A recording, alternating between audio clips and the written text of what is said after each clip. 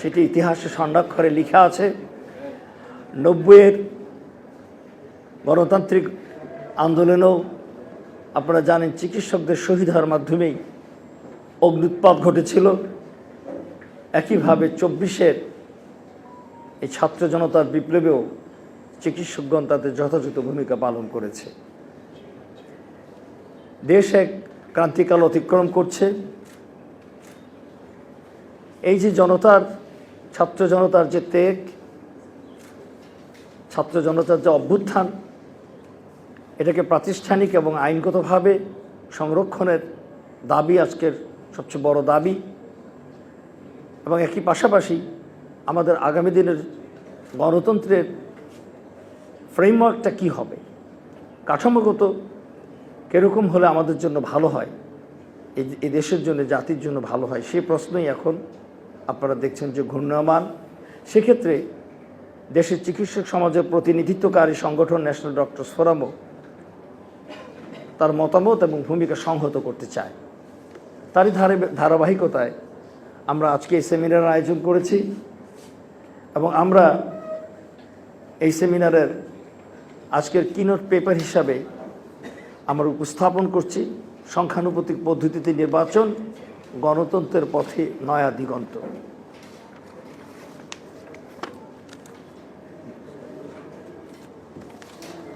আমরা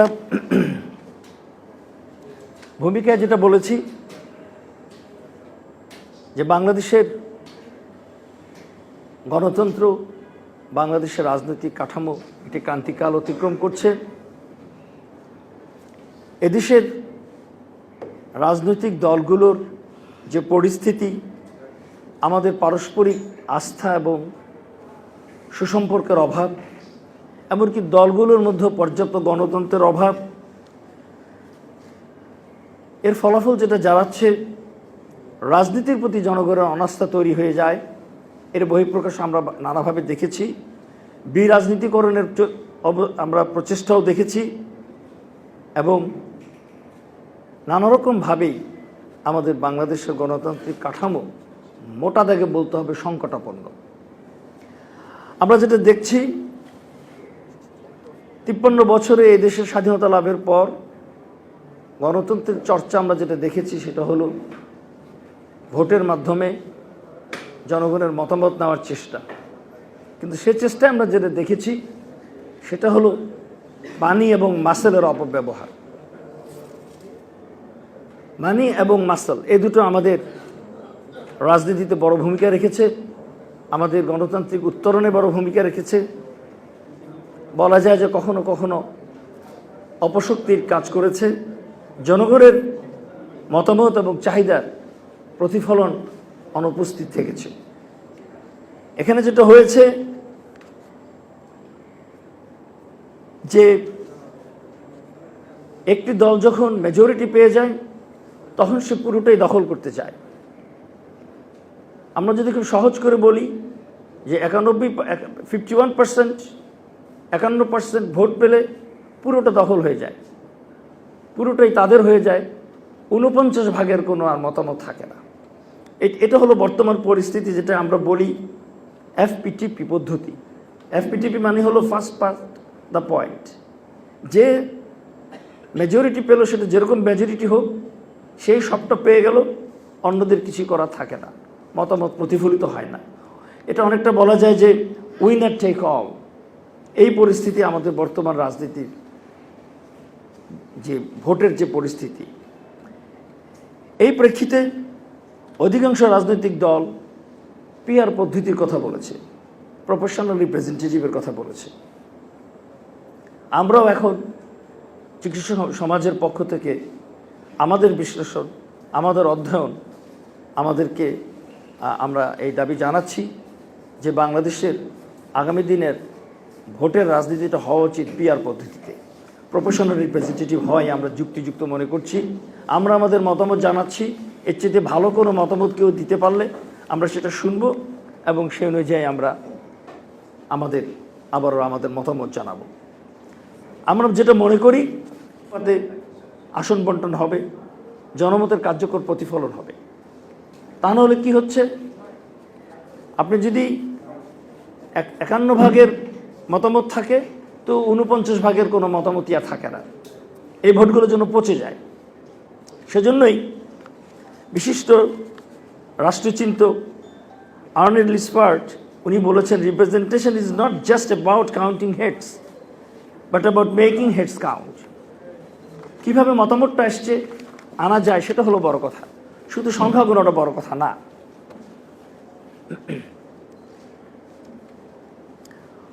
প্রচলিত এফপিটিপি পদ্ধতির দুর্বলতাগুলো কী কী? 1 নম্বর হলো, আমি প্রথমে যেটা বলেছি যে উইনার টেক অল। তাতে করে যেটা হয়, অসামঞ্জস্যপূর্ণ একটি প্রতিফলন ঘটে, ফলাফল ঘটে এবং ভোট নষ্ট হয়। যেই ভোট প্রতিনিধিত্ব করতে পারে না সে ভোটটা আসলে কোনো কাজেই আসে না, জনগণের সে মতামতটা আর কোনোভাবেই কণ্ঠ ফিরে পায় না। এখানে নারীর প্রতিনিধিত্ব কম হবে যদি আমরা এফপিটিপিতে যাই। ক্ষুদ্র দল, সংখ্যালঘুদের প্রান্তিকরণ আরও বাড়বে, কারণ তারা তো কোনো স্পেস পাবে না এবং দ্বিদলীয় আধিপত্য তৈরি হবে। সুতরাং রাজনীতিতে সহিংসতা বাড়বে, শূন্য সমষ্টি রাজনীতি তৈরি হবে। এ থেকে বাঁচতে গেলে আমাদেরকে পিআর পদ্ধতি আমাদেরকে যেতে হবে। পিআর পদ্ধতির মূল বৈশিষ্ট্যগুলো কি কি? 1 নম্বর হলো যে প্রাপ্ত ভোটের অনুপাতে আসন বন্টন করা। সেখানে শুধু সংখ্যা গরিষ্ঠ না, বরং প্রপোর্শনেটলি যে যতটা আসন পাওয়ার কথা, জনগণের মধ্যে যত পার্সেন্ট যেই দলকে মতামত দেবে যে দলের পক্ষে, সে তো তত পার্সেন্ট আসন পাবে। উদাহরণস্বরূপ যদি কেউ 30% ভোট পায় তাহলে তার সংসদে আসন থাকবে 30%। এতে করে কি হবে? প্রতিটি ভোটই আসলে কাউন্টেবল হবে, প্রতিটি ভোটেরই কার্যকর ব্যবহার হবে। আসনে জিততে পারেনি কিন্তু ভোট তো সে দিয়েছে, তার ভোটটা তখন কথা বলবে যদি আমরা পিআর পদ্ধতিতে যাই, এবং এর ফলে জনসমর্থনের সঠিক প্রতিফলন ঘটবে।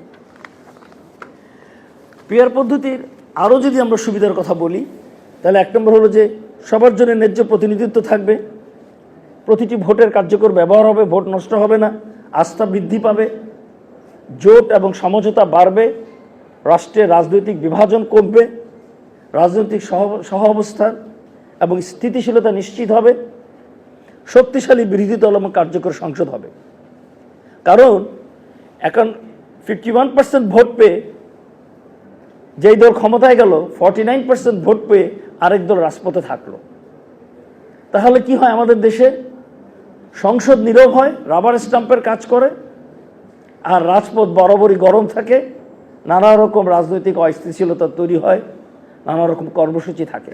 কিন্তু যদি আমরা পিআর পদ্ধতিতে যাই তাহলে সকলেই সংসদে থাকবে, তাহলে সংসদ গরম থাকবে, সংসদ কার্যকর থাকবে, মাঠ বরং কম গরম হবে।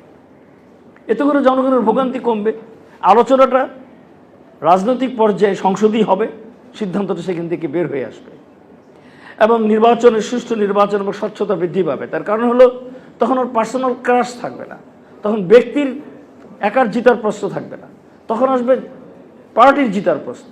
সুতরাং পার্টিকে উপযুক্ত ম্যানিফেস্টো, উপযুক্ত কর্মসূচি, উপযুক্ত রাজনৈতিক দর্শন নিয়ে জনগণের সামনে আসতে হবে। ফলে দুর্নীতি এবং কালো টাকার প্রভাব কমবে, ব্যক্তিদের মধ্যে হানাহানি, পলিটিক্যাল পার্টির লিডারদের আসন ভিত্তিক যে এমপিদের হানাহানি সেটা কমে আসবে। পাশাপাশি নারী এবং সংখ্যালঘুদের প্রতিনিধিত্ব বৃদ্ধি পাবে। একটা উদাহরণ দেওয়া যায়, 2008 সালে আমাদের দেশে মোটামুটি একটা নির্বাচন যদি আমরা ধরে নেই, সর্বশেষ মোটামুটি সুষ্ঠু নির্বাচন, যদিও ওই নির্বাচন প্রশ্নবিদ্ধ না, আমি এটা অফ দ্য রেকর্ড বলেই রাখি, সেখানে বিএনপি ভোট পেয়েছিল 32.5%, কিন্তু তারা আসন পেয়েছিল 30টি।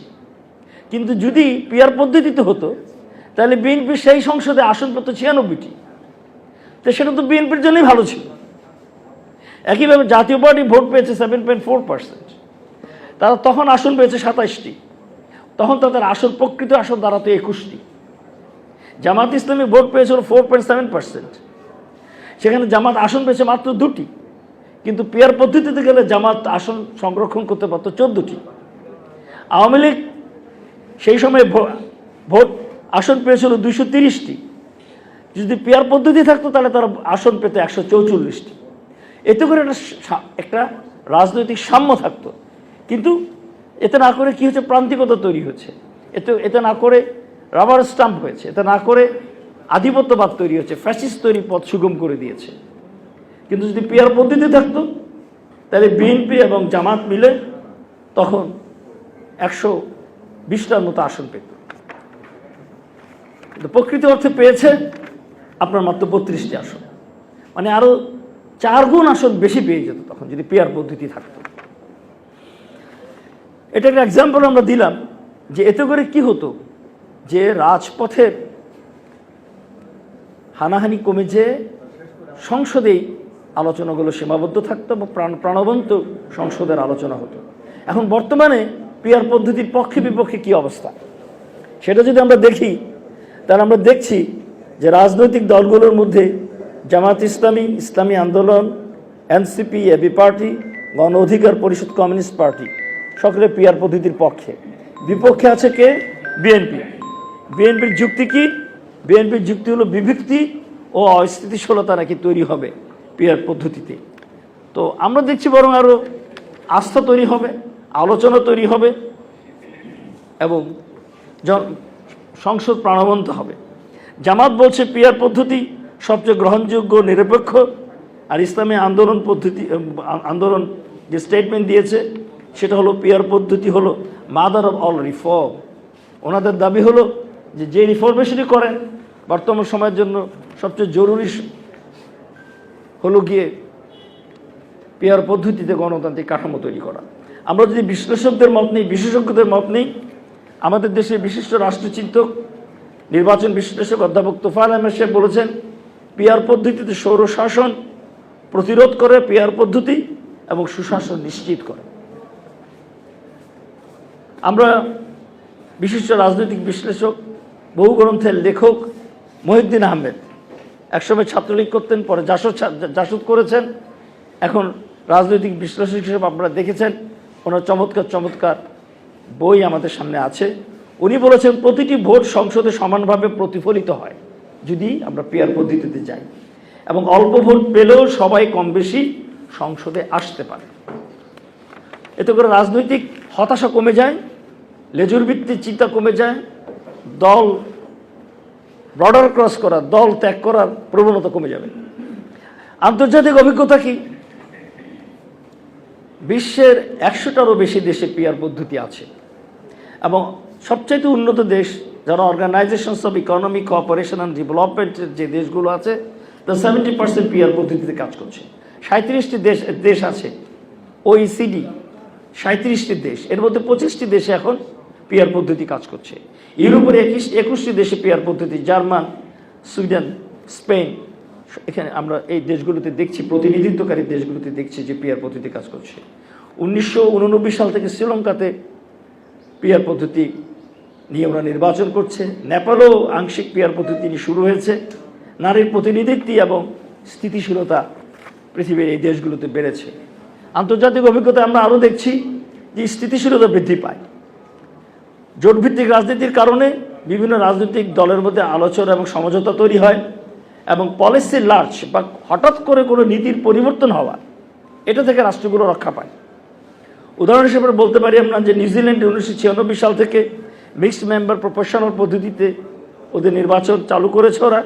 এর ফলে যেটা হয়েছে যে আগে যত দ্রুত হঠাৎ করেই নীতির পরিবর্তন ঘটতো, সেই জিনিসটা থেকে এই রাষ্ট্রটা সরে এসছে। এতে করে শিক্ষা, জলবায়ু এবং আর্থিক শৃঙ্খলার মতো ক্ষেত্রগুলোতে স্থিতিশীলতা এবং ধারাবাহিক নীতি চালু রাখা সহজ হয়েছে। আমাদের দেশও যদি আমরা পররাষ্ট্রনীতির কথা বলি এবং রাষ্ট্রের শত্রুমিত্র চিহ্নিতকরণের কথা বলি, আমাদের ব্যবসার ক্ষেত্র এবং ব্যবসার ধারাবাহিকতার কথা বলি, রাজনীতির স্থিতিশীলতার কথা বলি, তাহলে পিয়ার পদ্ধতি আমাদের জন্য ফলদায়ক হবে বলে আমাদের বিশ্বাস। আমরা আন্তর্জাতিক অভিজ্ঞতা আরও দেখছি যে দেশগুলো পিয়ার পদ্ধতিতে গেছে তাদের অর্থনৈতিক সমৃদ্ধি এবং স্থিতিশীলতা বেড়েছে। দীর্ঘমেয়াদী বাজেট ফ্রেমওয়ার্ক এটা চমৎকারভাবে একটা সমঝোতা এসছে এবং বিশ্বস্ত দীর্ঘমেয়াদী বাজেট তৈরি হয়েছে। এতে করে হঠাৎ খরচ বাড়ানো এবং হঠাৎ খরচ কমানো, স্বল্পমেয়াদী জনপ্রিয়তাকে লক্ষ্য রেখে বাজেটে পরিবর্তন করা, এই প্রবণতাগুলো কমে গেছে। এর উদাহরণ হিসেবে আমরা জার্মানি এবং সুইডেনের কথা বলতে পারি। এগুলো সবই যথাযথ ভ্যালিড ডকুমেন্টস থেকে আমরা এই মতামতগুলো দিচ্ছি।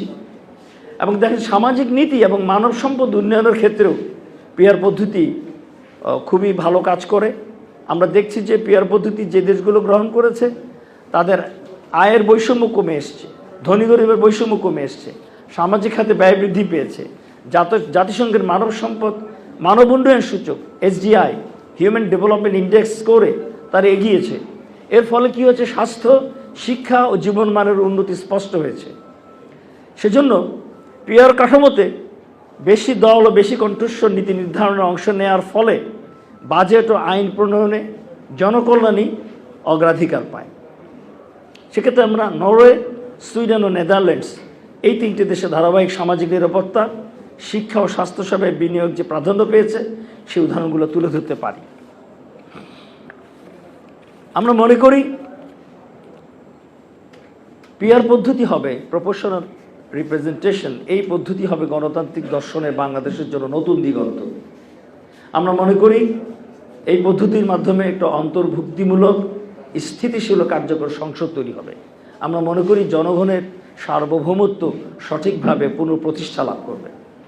আমরা মনে করি এই পিআর পদ্ধতি আমাদের আগামী দিনের পার্টিসিপেশন, প্লুরালিজম অ্যান্ড প্রপোর্শনালিটি এই থিমটাকে আপহোল্ড করবে। এতে করে ভবিষ্যৎ গণতন্ত্রের ভিত্তি সংহত হবে। তবে আমরা পরিশেষে যেটা বলতে চাই, পেশাজীবী হিসাবে, চিকিৎসক হিসাবে আমাদের যতটুকু স্টাডি সেখান থেকে আমরা কথা বলছি, আমরা মনে করি সব কিছুই নির্ভর করে রাজনৈতিক সদিচ্ছা, আইনগত সংস্কার এবং জনসচেতনতার উপরে। আমরা আমাদের জায়গা থেকে কথা বলছি, কারণ এটা কেবল ভোটের পদ্ধতি নয়, বরং গণতান্ত্রিক চরিত্র পাল্টে দেওয়ার একটা সুযোগ। আমরা মনে করি এটা শুধু পদ্ধতিগত পরিবর্তন নয়, এটা এদেশের গণতান্ত্রিক চরিত্র নির্ধারণের একটা সুযোগ করে দিবে। এক্ষেত্রে পিআর পদ্ধতির পাশাপাশি আমাদেরকে জুলাই সনদ, জুলাই ঘোষণা নিয়েও আমাদেরকে কাজ করতে হবে এবং এর আইনি ভিত্তি নিয়েও কাজ করতে হবে। আমরা মনে করি বাংলাদেশের রাজনৈতিক ইতিহাসে 2024 সালের জুলাই গণ অভ্যুত্থান এক ঐতিহাসিক মাইলফলক। ধর্ম, বর্ণ, শ্রেণী এবং গোত্র নির্বিশেষে সর্বস্তরের সক্রিয় অংশগ্রহণে এই আন্দোলন যে বৈধতার জন্ম দিয়েছে, সেটাই আজকের অন্তর্বর্তীকালীন সরকারের প্রকৃত ভিত্তি। এবং আমরা মনে করি এই সরকারের মূল ভিত্তি সংবিধানের 106 অনুচ্ছেদ নয়, এই সরকারের মূল ভিত্তি হচ্ছে জনগণের ইচ্ছার চরম বহিঃপ্রকাশ। আমরা সেটা ওই মাস জুড়ে দেখেছি, ওই 36 দিন আমরা দেখেছি যে জনগণের ইচ্ছার চরম বহিঃপ্রকাশের মধ্যে দিয়েই তথাকথিত গণতান্ত্রিক সরকারের পরিবর্তন ঘটেছে এবং জনগণের সরকার গঠনের একটা প্রেক্ষাপট তৈরি হয়েছে। এই প্রেক্ষাপটে জুলাই ঘোষণা ও জুলাই সনদ কেবল রাজনৈতিক নথি নয়, বরং বাংলাদেশের সাংবিধানিক ও আইনি কাঠামোর নতুন দিগন্ত উন্মোচনের একটি দলিল হবে ইনশাআল্লাহ।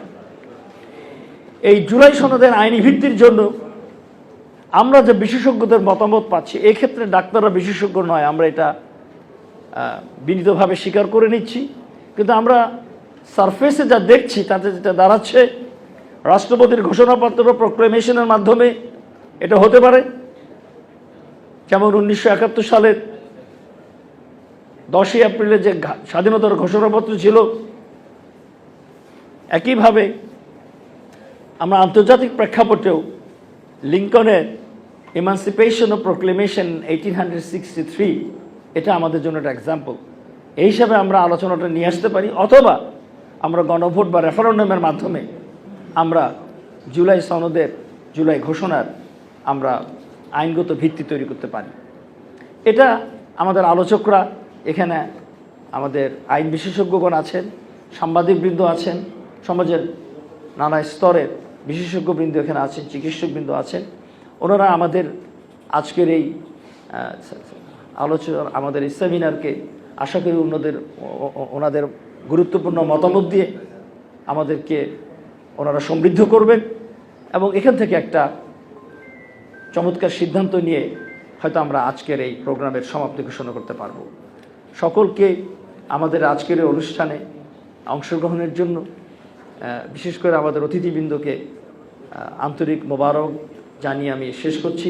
সকলকে ধন্যবাদ। আল্লাহ হাফেজ।